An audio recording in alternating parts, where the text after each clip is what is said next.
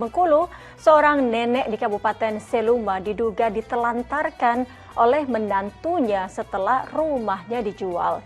Video yang menceritakan kisah nenek ini pun viral di media sosial.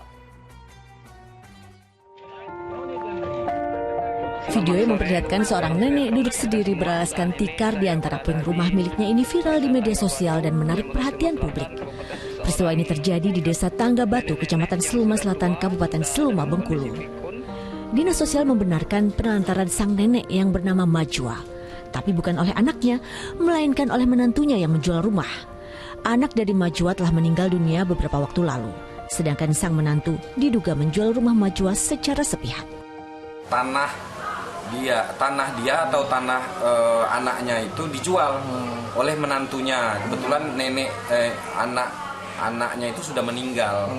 Jadi tanah itu udah dijual. Pada saat tanah itu mau dieksekusi ataupun direhab oleh yang pembeli tanah, ternyata di dalam rumah itu ada nenek tersebut gitu. Dan nggak tahu warga itu kemana anaknya, menantunya tadi. Dari identitas yang didapat Dinas Sosial, Nenek Majwa merupakan perempuan kelahiran Bandung, Jawa Barat tahun 1932. Majwa saat ini dirawat oleh Dinas Sosial selama belum ada pihak keluarga yang menjemput. Ferry Susanto melaporkan dari Kabupaten Seluma, Bengkulu.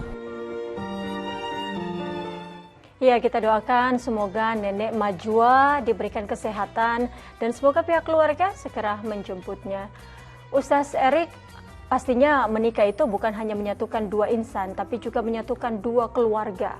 Nah, oleh sebab itu kita harus memperlakukan mertua sudah selayaknya orang tua kita sendiri. Nah, bagaimana Ustaz pahalanya bila kita berbakti kepada orang tua dan juga mertua? Ya, ini karena kita memahami ya, prihatin sekali ya. Ini naudzubillah min dzalik, ini menantu ini ya.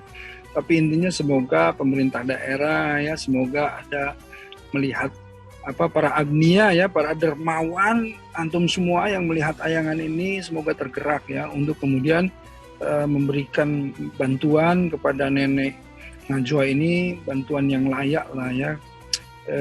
Beliau ini telah didolimi ya. Nah, intinya itu. Tetapi kemudian tadi kembali ke konteks pertanyaan bahwa bagaimana berbakti kepada orang tua itu penting sekali, karena di dalam ayatnya disebutkan wa'budullaha wa la tusyriku bihi syai'a wa bil walidaini ihsan.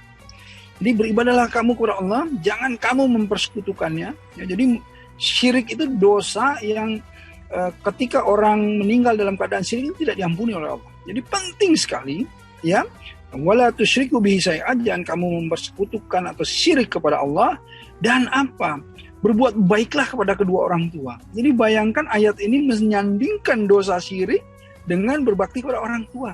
Artinya sepenting itu berbakti kepada orang tua. Jadi kepada orang tua, apakah itu orang tua kandung atau mertua, ketika kita berbuat baik, insya Allah itulah kunci kendaraan ke surga kita. Karenanya itulah ladang amal kita. Ketika kita menelantarkan, justru itulah yang nanti memplesetkan kita.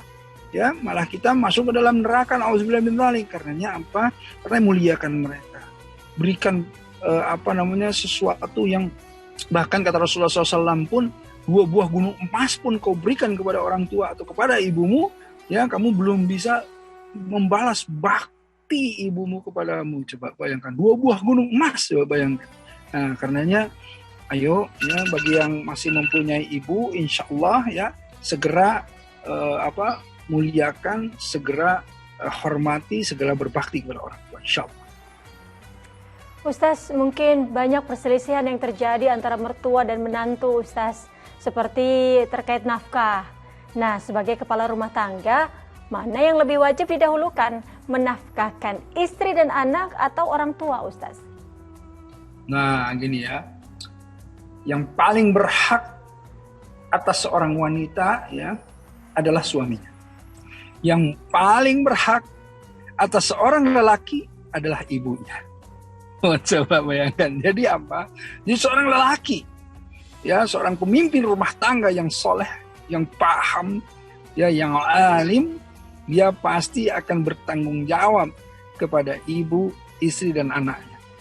Dan juga dan juga saudara wanitanya. Jadi ada 4 yang harus ditanggung oleh laki-laki. Ya, saya ini ada 4 tanggungan. Tapi nanti dulu, jangan cepat-cepat menyimpulkan.